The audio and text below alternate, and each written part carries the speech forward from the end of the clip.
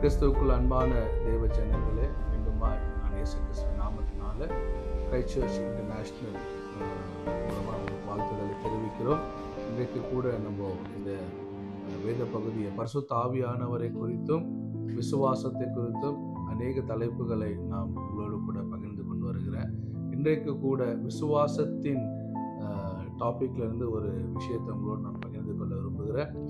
கண்களை மூடி ஜெபம் பண்ணுவோம். இந்த வார்த்தைகள் நிச்சயமா உங்க வாழ்க்கைக்கு அனுதின விசுவாச வாழ்க்கைக்கு பிரயோஜனமா உங்களை பில்ட் பண்ணணும்னு நான் கர்த்தருக்குள்ள விசுவாசிக்கிறேன். கண்களை மூடி ஜெபம் பண்ணுவோம். எங்களை அதிகமாக நேசிக்கிற நல்ல தகப்பனே, இந்த வேளையில் கூட அப்பா, நீங்க சொன்னீங்க விசுவாசத்தினால நீதிமான் பிழைப்பான் என்று சொல்லி, இப்பொழுதும் உங்களுடைய வார்த்தையை நாங்கள் விசுவாசிக்கிறையா. இந்த வார்த்தை கேட்கிற ஒவ்வொருவருடைய வாழ்க்கையிலும் கர்த்தர் நீங்க விசுவாசத்தை பெருக செய்வீராக. விசுவாசத்தினால இவர்களுடைய மலைகள் பெயர்ந்து சமுத்திரத்துல தள்ளுண்டு போவதாக. தேவன் அவர்களோடு கூட நீர் பேசி அவர்கள் விடுதலை கட்டிடுவீராக. இயேசுவின் நாமத்தில் பிதாவே, ஆமென். முதலாவது வேத பகுதி ரோமர் புஸ்தகத்திலிருந்து 1வது அதிகாரம் 17வது வசனத்தை வாசிப்போம். விசுவாசத்தினாலே நீதிமான் பிழைப்பான் என்று எழுதியிருக்கிறபடி விசுவாசத்தினால் உண்டாகும் தேவ நீதி விசுவாசத்திற்கென்று அந்த சுவிசேஷத்தினாலே வெளிப்படுத்தப்படுகிறது. விசுவாசத்தினாலே நீதிமான் பிழைப்பான், இது எல்லாருக்கும் தெரிஞ்ச வசனம்தான்.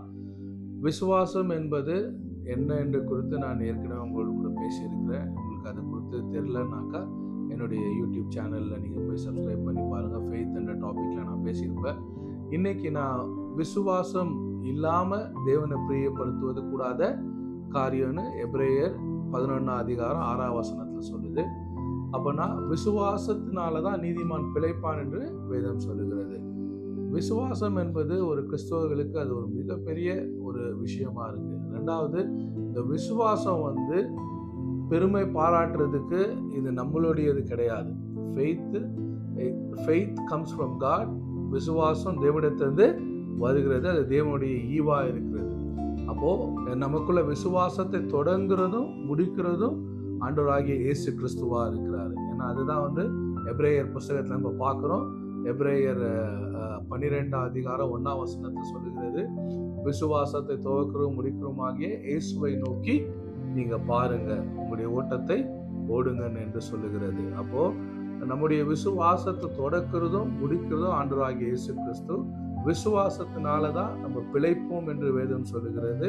விசுவாசம் இல்லாம தேவனை பிரியப்படுத்துவது கூடாத காரியம் என்று வேதம் சொல்லுகிறது. அப்போ விசுவாசம் ஒரு கிறிஸ்துவர்களுக்கு மிக முக்கியமான ஒரு காரியம்.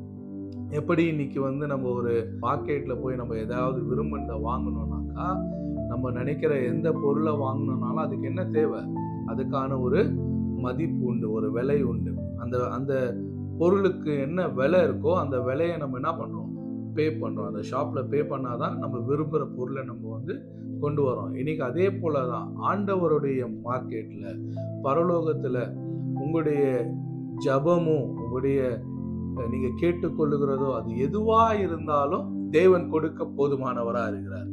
ஆண்டவரால இதை செய்ய முடியுமா, ஆண்டவரால எனக்கு இதை கொடுக்க முடியுமான்னு ஒரு கேள்வி உங்களுக்குள்ள இருந்துச்சுன்னா, நிச்சயமா விசுவாசத்தினாலே நீதிமான் பிழைப்பான். அப்போ விசுவாசிக்கிறவங்களால் எல்லாம் கூடும் என்று பைபிள் சொல்லுது. அப்போ உங்களால தேவனிடத்துல உங்க விசுவாசத்தை நீங்க எக்ஸசைஸ் பண்ண முடியும்னாக்கா, நிச்சயமா ஆண்டவரால உங்களுடைய விருப்பத்தை, உங்களுடைய வாஞ்சையை, உங்களுடைய ஜபத்துக்கான பதிலை விசுவாசம் கொண்டு வருகிறதா இருக்கிறது. ஏன்னா ஆண்டோடைய பரலோகத்துல எல்லாமே இருக்கு.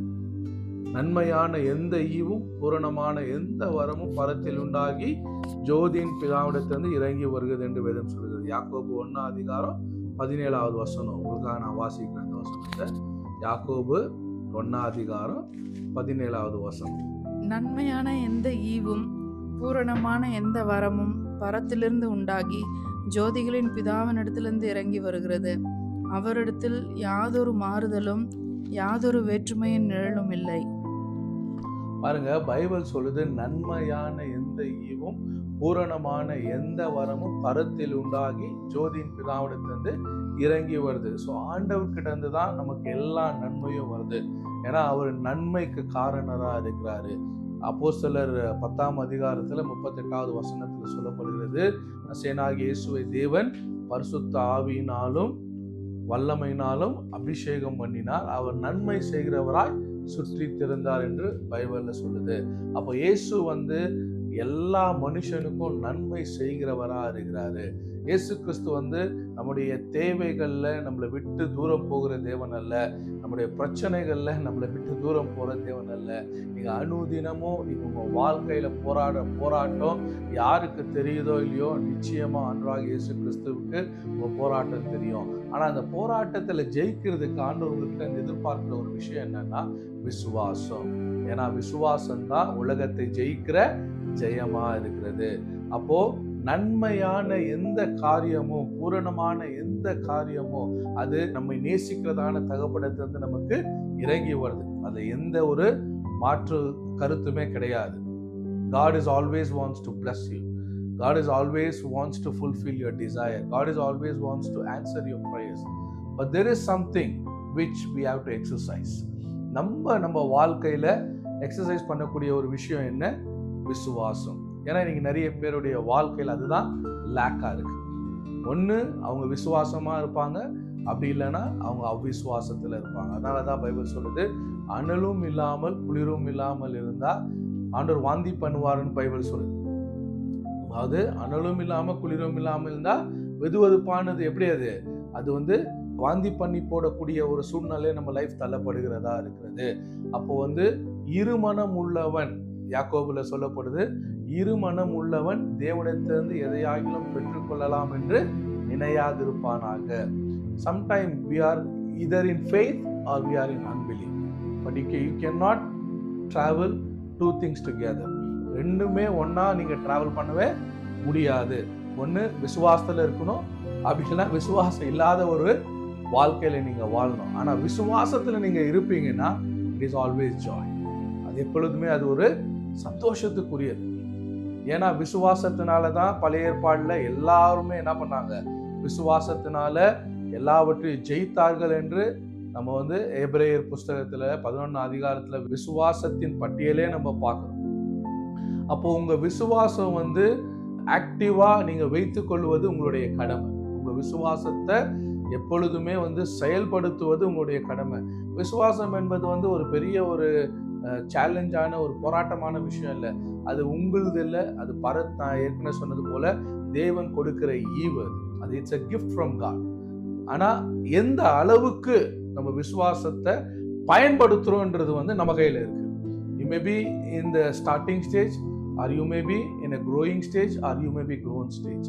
நீங்க ஆரம்ப நிலையில இருக்கலாம், இல்ல வளர்ந்து கொண்டு இருக்கலாம், இல்ல வளர்ந்தவர்களா இருக்கலாம். ஆனா விசுவாசத்தை நீங்க எதுவுமே எக்ஸசைஸ் பண்ணாம அதை பயன்படுத்தாம நீங்க வைத்து கொண்டு இருப்பீங்கன்னா அதனால உங்களுக்கும் பிரயோஜனம் இல்லை, உங்க சுற்றி உள்ளவர்களுக்கும் அதனால பிரயோஜனம் இல்லை. அதனாலதான் ஏசுவாமி சொன்னாரு, கடுகு அளவு விசுவாசம் இருந்தாலும் நீ என்ன பண்ணலாம்? அந்த மலையை பார்த்து பெயர்ந்து சமுத்திரத்துல தள்ளுண்டு போயின்னு சொல்லும் போது கொஞ்சம் விசுவாசம் இருந்தாலும், கடுகு அளவு விசுவாசம் இருந்தாலும் உங்க விசுவாசம் என்ன பண்ணுமா?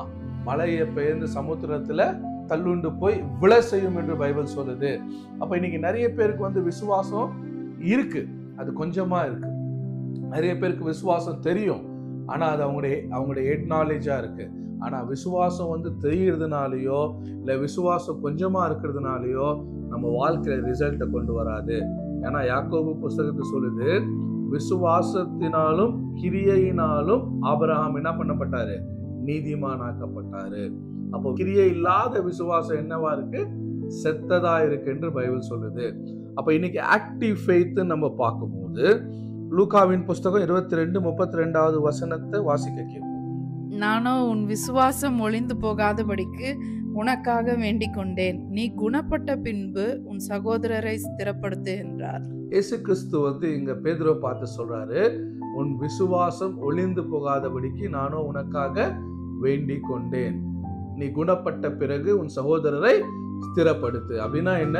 ஆண்டவர் இங்க சொல்றாரு, உன் விசுவாசம் ஒளிந்து போகாதபடிக்கு. அப்ப நம்முடைய விசுவாசம் சில நேரத்துல என்ன ஆகும்? ஒளிந்து போகக்கூடிய சூழ்நிலைக்கு நம்ம தள்ளப்படுகிறோம்.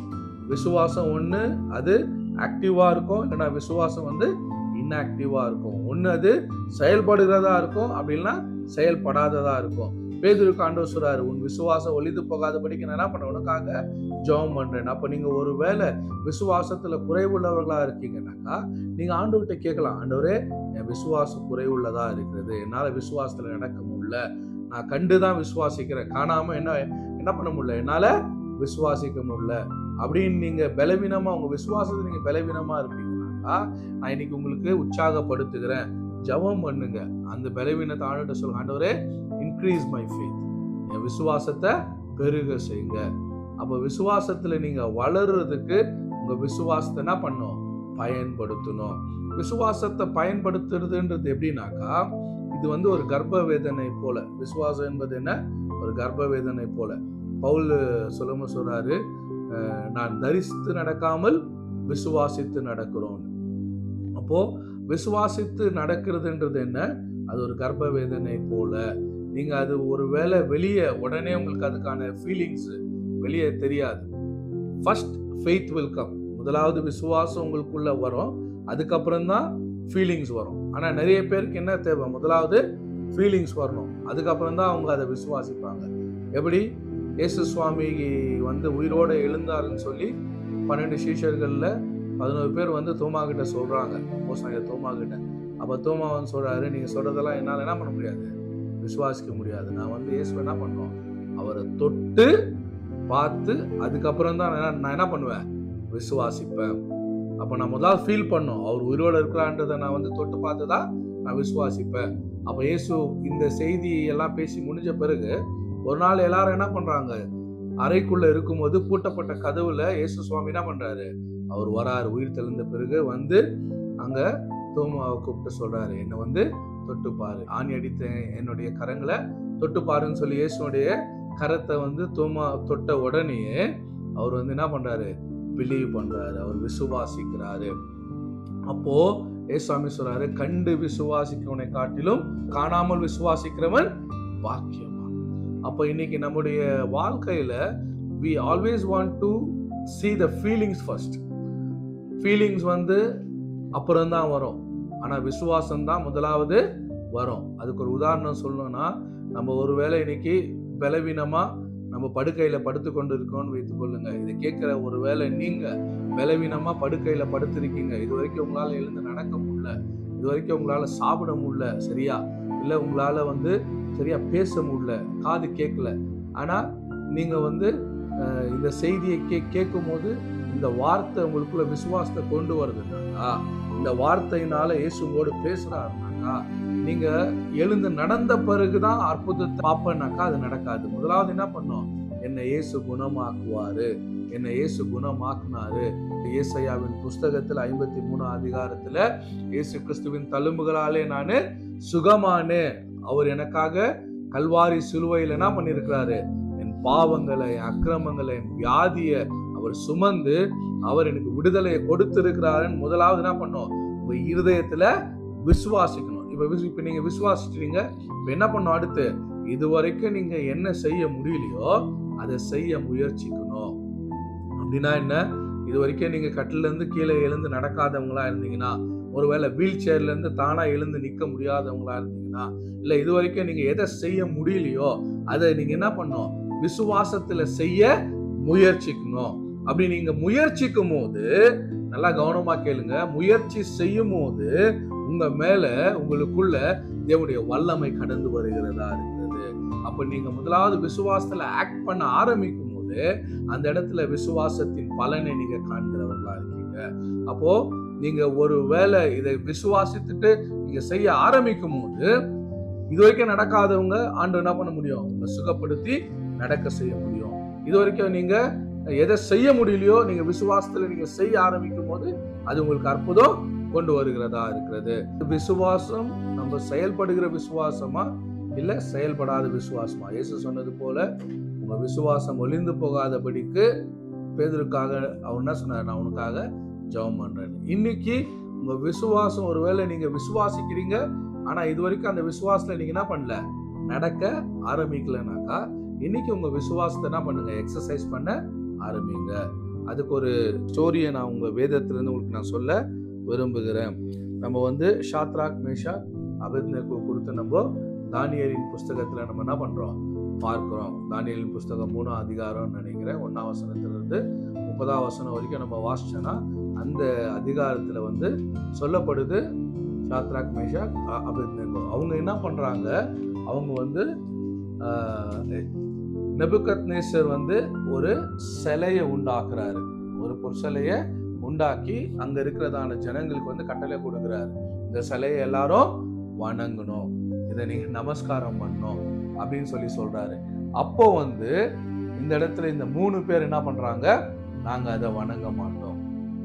உடனே இதை ராஜா கிட்ட வந்து சொல்றாங்க. சொன்ன உடனே ராஜா சொல்றாரு, இவங்களை என்ன பண்ணும், அக்கினியில போடணும்னு சொல்றாரு. அப்ப யாரெல்லாம் இந்த பொற்சிலையை வணங்கலையோ அவங்களை என்ன பண்ணாங்க, ஒரு அக்கினி தழல்ல என்ன பண்ணாங்க, எல்லாரையும் போட்டாங்க.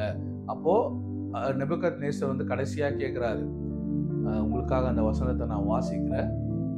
தானியேலின் புஸ்தகத்துல 3ஆம் அதிகாரம் 17வது வசனத்துல இருந்து நான் வாசிப்பு கேட்கும்.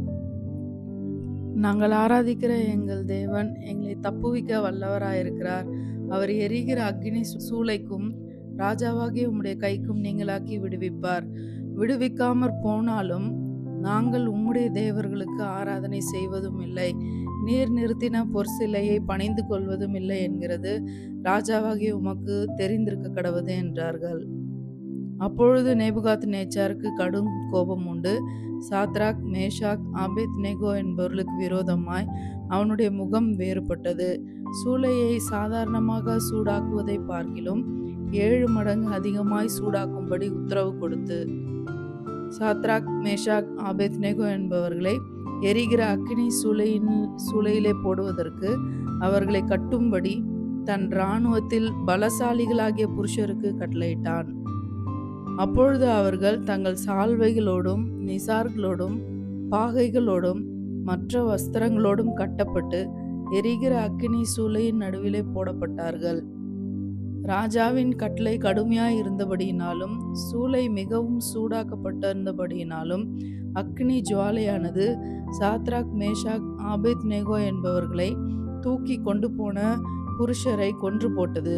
சாத்ராக் மேஷாக் ஆபேத்நேகோ என்னும் அந்த 3 புருஷரும் கட்டுண்டவர்களாய் எரிகிற அக்னி சூளையின் நடுவிலே விழுந்தார்கள். அப்பொழுது ராஜாவாகிய நேபுகாத்நேச்சார் பிரமித்து தீவிரமாய் எழுந்திருந்து தன் மந்திரிமார்களை நோக்கி, 3 புருஷரை அல்லவா கட்டுண்டவர்களாய் அக்னியிலே போடுவித்தோம் என்றார்கள். அவர்கள் ராஜாவுக்கு பிரதியுத்தரமாக, ஆம் ராஜாவே என்றார்கள்.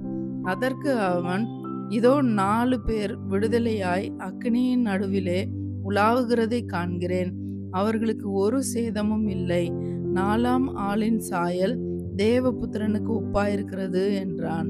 வேதத்திலிருந்து விசுவாச பட்டியலில் காணப்படுகிறதான ஷாத்ராக் மேஷாக் அபேத்நேகோ அவர்களுடைய ஸ்டோரியை குறித்து நம்ம பைபிள்ல இருந்து நம்ம பார்க்கணும். தானியேல் புஸ்தகம் 3ஆம் அதிகாரம் 17வது வசனத்திலிருந்து நம்ம பார்க்கும்போது அங்கே சொல்லப்படுது, அங்கே நெபுகத்நேசர் என்ன பண்ணுறாரு, ஒரு கட்டளை இடுறாரு, ஒரு பெரிய பொற்சிலையை அவர் செஞ்சு இதுக்கு வந்து எல்லாரும் என்ன பண்ணோம், வணங்கணும்னு சொல்கிறாங்க. எப்பெல்லாம் வந்து வர்ஷிப் அங்கே பண்ணுறாங்களோ, பாடல்கள் பாடப்படுதோ, அவங்க எல்லாரும் வந்து என்ன பண்ணுவோம், அந்த சிலையை வணங்கணும். ஆனால் இவங்க 3 பேர் மட்டும் விசுவாசத்தில் வித்தியாசமாக இருக்கிறாங்க.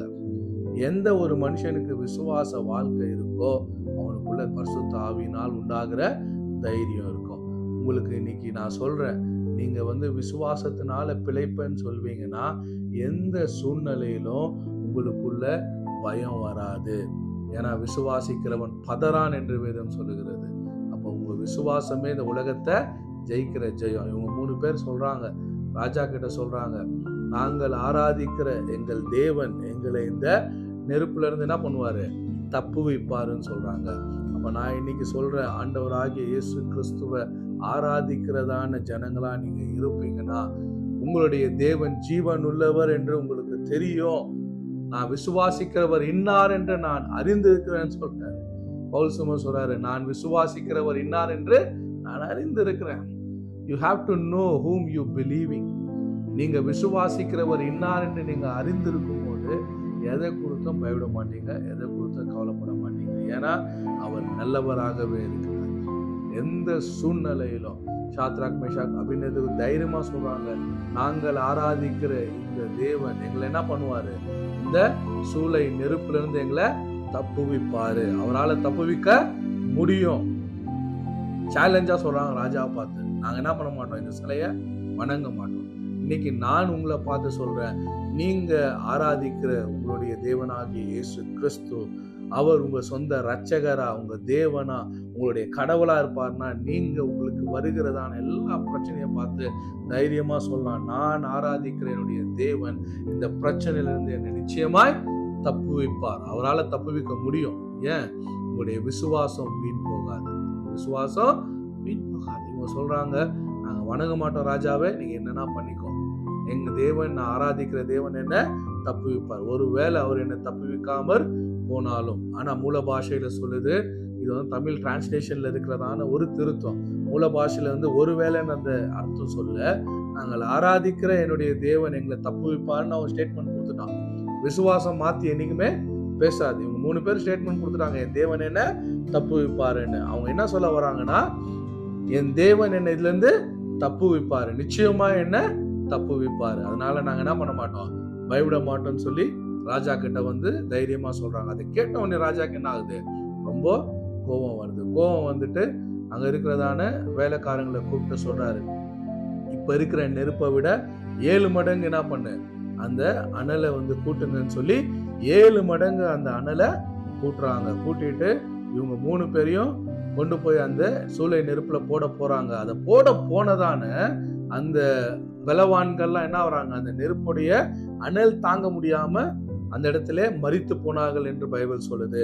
ஆனா இவங்க 3 பேர் அது உள்ள போட்ட உடனே பைபிள் சொல்லுது, போடுற வரைக்கும் அங்க என்ன இல்லை, எந்த ஒரு சேஞ்சுமே இல்லை.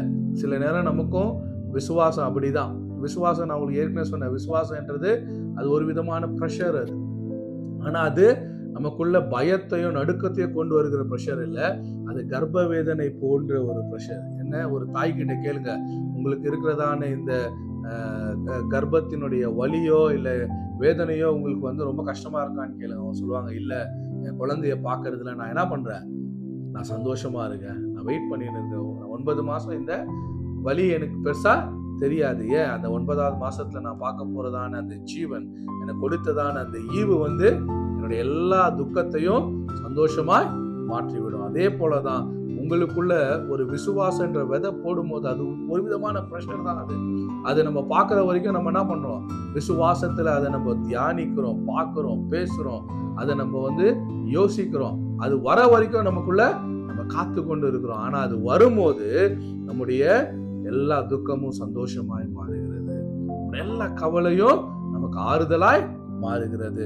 அப்ப இவங்களுக்குள்ளயும் அந்த ராஜா கிட்ட பேசும்போது ராஜா வந்து அவங்கள கொண்டு போய் நெருப்புல போடுற வரைக்கும் ஒண்ணுமே நடக்காத மாதிரி தான் இருந்துச்சு. ஆனா நெருப்புல போட்ட பிறகு நீ அக்கினியில கடந்தாலும் அவர் உங்க கூட இருப்பார். இந்த 3 பேரும் என்ன பண்ணாங்க, அக்கினியில போடப்பட்டாங்க. ஆனா அக்கினியில அவங்க இருக்கும் போதே 4வது வந்துட்டார். பார்க்க அந்த வசனத்தை திருப்பி உங்களுக்காக வாசிக்கிறோம். 4ஆம் ஆளின் சாயல் தேவபுத்திரனுக்கு ஒப்பாயிருக்கிறது. 3 பேரை உள்ள நெருப்புல போட்டாங்க. இப்ப 4வது ஒருத்தர் அங்க நெருப்புல இருந்து தெரிகிறாரு. அவர் யார்? அது தேவபுத்திரனுக்கு, தேவபுத்திரோடைய சாயலா இருக்கிறாரு. யார் இவரு? இந்த 4வது நபர் யார் இவரு? இவரை தான் வேதத்துல அநேக பெயர்கள் உண்டு அவருக்கு. அவரை குறித்து சொல்லும் போது அவர் தான் பஸ்காவின் ஆட்டுக்குட்டியா இருக்காரு. பழைய ஏற்பாட்டு காலத்துல என்னவா இருக்காரு? ஆபேலின் காணிக்கையா இருக்கிறாரு, பஸ்காவின் ஆட்டுக்குட்டியா இருக்கிறாரு. அவர் தான் மெய்ப்பரா இருக்கிறாரு, அவர் தான் நம்முடைய நல்ல மெய்ப்பரா இருக்கிறாரு. பழைய ஏற்பாட்டு காலத்துல பார்க்கும்போது எங்கெல்லாம் வந்து மீட்பை குறித்து பேசப்படுகிறதோ எல்லா இடத்திலும் இந்த 4வது நபர் ஆண்டவராகிய இயேசு கிறிஸ்து வெளிப்படுகிறவரா இருக்கிறாரு. புதிய ஏற்பாட்டு காலத்துல பார்க்கும்போது அவர் நம்மோடு கூட இருக்கிற இம்மானுவேலா இருக்கிறாரு, அவர் நம்முடைய இரட்சகரா இருக்கிறாரு. நீங்க தனியா விடப்படல. நீங்க விசுவாசிக்கும் போது, நீங்க விசுவாசத்தை நீக்கும் போது இந்த தேவன் உங்களை வெட்கப்படுத்துவதே கிடையாது. சாத்ராக் மேஷாக் அபித்நேகோ அவங்க போடப்படும் போது யாரும் கூட இல்லாத மாதிரி இருந்துச்சு. ஆனா போட்ட உடனேயே அந்த இடத்துல 4வது நபர் அந்த இடத்துல வெளிப்பட்டாரு, அவங்கள பாதுகாத்தாரு, அக்கினியை அவங்கள சேதப்படுத்தல. அவங்க அவங்க 3 பேரா உள்ள போனாங்க, நெருப்புல இருந்து 4 பேரா வெளியே வராங்க. அப்ப அந்த ராஜா சொல்றாரு, இந்த 3 பேர் வணங்குற தேவன் தான் உண்மையான தெய்வம்னு சொல்றாங்க. ஏன்? அவங்களுடைய முடி கூட என்ன ஆகல, கருகல. அவங்களுடைய முடி கூட அந்த நெருப்புனால என்ன பண்ணல, சேதப்படுத்தப்படல. இன்னைக்கு நீங்க விசுவாசத்துல இருக்கும்போது ஒருவேளை அது உங்களுக்கு பிரஷரா காணப்படலாம். ஆனா இந்த விசுவாசம் பரிபூர்ணமாகும் போது, பரிபூர்ணமான கிரியை வெளிப்படும் போது, அந்த விசுவாசத்தினால் நீங்க பெற்றுக்கொண்டதான ஆசீர்வாதம் அது உங்களுக்கு மன மகிழ்ச்சியை கொண்டு வருகிறதா இருக்கிறது. அதனால விசுவாசிங்க, சோர்ந்து போவாதீங்க. எப்படி சாத்ராக் மேஷாக் அபித்நேகோவுக்கு தேவன் 4வது நபராய் அவர் அவங்களை தப்புவித்தாரோ, அதே தேவன் இன்றைக்கும் உங்க வாழ்க்கையில, உங்க சூழ்நிலையில நீங்க அக்கினியில நடந்தாலும் அவர் உங்களை கைவிட மாட்டார், உங்க கூட இருப்பாரு. நீங்க தண்ணீரில போனாலும் நீங்க முழுகி போவதில்லை. அவர் உங்களை அவர் பாதுகாக்கிறவரா இருக்கிறாரு. அவரே வழியும் சத்தியமும் ஜீவனுமா இருக்கிறாரு. யோவான்ல சொல்லும்போது சொல்றாரு, நான் தான் வழியும் சத்தியமா ஜீவனுமா இருக்கிறேன்னு சொல்றாரு. அவர் தான் நம்முடைய நல்ல மேய்ப்பரா இருக்கிறாரு, ரட்சகரா இருக்கிறாரு. அவர் தான் நம்முடைய பிரைட் மார்னிங் ஸ்டாரா இருக்கிறாரு.